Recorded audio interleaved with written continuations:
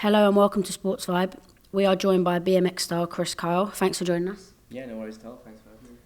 We're here at the release of your video Kaleidoscope. Could you just tell us a bit about what it's about and how the video came about? It's pretty much one massive dream of mine that I've always had, and yeah, it's kind of came to. It was Red Bull's idea at the start, and originally we were gonna build a room that spins and put some ramps in it and then try it out, but quickly realised that was like pretty much impossible. It was so hard. So we kind of kept that concept, but we also built a bunch of other stuff because we realised we couldn't just get a video out of one spinning room, you know. So I was really happy about that. Red Bull were like, yeah, you can do whatever you want. But it's the hardest question in the world because like you think you know what you want, but if you can have anything, like you can build whatever you want, it's like, what do I do? You know what I mean? It's like so hard.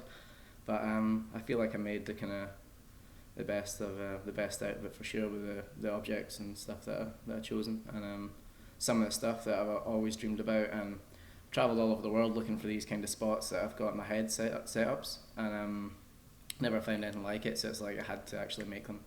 But yeah, everything worked out a treat, and I'm just super happy with the way the video turned out. Yeah, I've just been told that the video, the motion, they were actually moving during the video. It's no like video effect or anything like that. No. Was that pretty scary or? Yeah, it was like nothing I've ever rode before in my whole life. You know, like it messed with your head. It's like it was almost like learning to ride a bike again on some of the stuff. It just felt so weird. And there was one day I was like, what have I got myself into? Like, I don't know if this is gonna happen. And then but yeah, thankfully everything worked out. And I also had my friends there like pulling the ramps on ropes that you can't see. And so it's like even when something wasn't moving, like something that I was riding wasn't moving, there'd be stuff moving beside it or around it. So it's just so many factors in your head always going on, and it's like, right, you always need to be like 2 steps ahead. Yeah. Yeah, sounds mad. So this video is in association with Red Bull. As I can see from the cap, you're a Red Bull athlete. Yeah. How did that come about? How did you become a Red Bull athlete? I've been on Red Bull for probably around 3 or 4 years now, and yeah, it first came around like I rode a contest a few years ago, and I think they kind of liked me, I guess, and hooked me up, and I couldn't believe it because you'd never think in years that you'd be riding for Red Bull. It's just like, it just doesn't happen every day, you know. How influential would you say they've been in your career so far?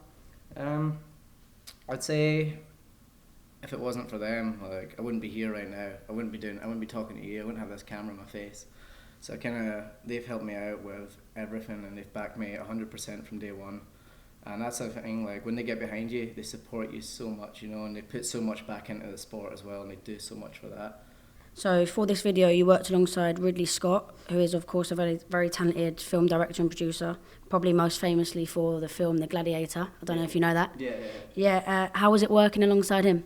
It was definitely crazy working with the whole crew, everyone, because like they've worked on movies like Skyfall as well and Gravity, and the only things, all I'm used to is filming with one guy, you know, one of my friends, and this was just total other level. Like I remember the first day I got there in the car park and it was just mobbed with cars. I was like, oh no, what am I getting myself into? So my palms were really sweaty and that. I got in there and there's a crew of 30 or 40 people, and you should see the camera gear, is insane. And Our camera, yeah, definitely. But yeah, it's just wild, and it's like I'm riding in front of this camera. All this is for me. Like, I remember just sitting back and thinking, damn, this is all for me, like just for riding this bike, and there's all these people running around doing, yeah, it was just crazy to work with people like that on that scale. I've never done anything like that, and for sure it was a once in a lifetime opportunity right there. Yeah, sounds surreal. So now on to the riding. First of all, BMX riding. How did you get involved in BMX riding? I first got into BMX when I was around 10 years old, and that was through my brother. Like I went out to the skate park, my mum and dad would take me out, and I'd just watch him and his friends just looked as if they were having like the best time ever, and I was just like, watching it as a kid, like I want to do that. So I went home and begged my mum and dad for a BMX for my 10th birthday. I got one, and couldn't believe it, and I just haven't looked back since then. I've just been hooked on it, and I still get the same feeling as what I do when I was 10 years old when I first got on that bike. Each day I get on it, it's excitement that I get or something, I don't know, it's so hard to explain. It's just yeah, it's in my arms, it's everything. It's a feeling that I get of being free, and I can do whatever I want.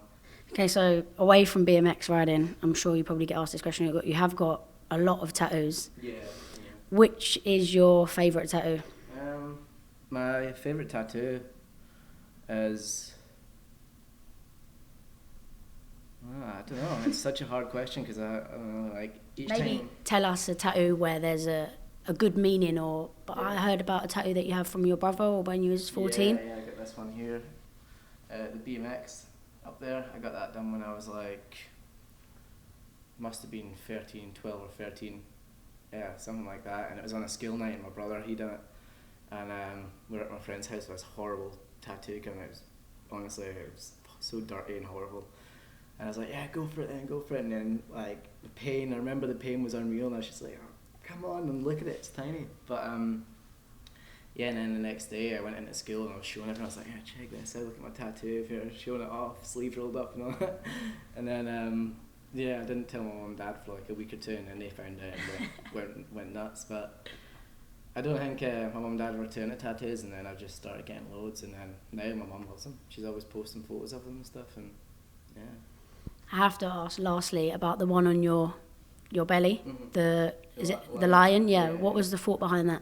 The thought behind the lion, I guess, is just it's my favourite animal. I kind of like to think that I'm like a lion. I don't know. I like to think it sounds so cheesy, but I like to think in my head that because it's such a powerful beast, and I like to think that You're a powerful beast. yeah, pretty much. Like, yeah. But no, I just feel when I ride like I'm powerful and nothing can stop me, and it's kind of to do with that, I guess. And no matter what happens in life or anything, I think I can always just do whatever, you know, just really focused and yeah. Perfect. Well, that's the end of my questions. Thank you very much for your time, and I wish you all the best with the video. Nice one.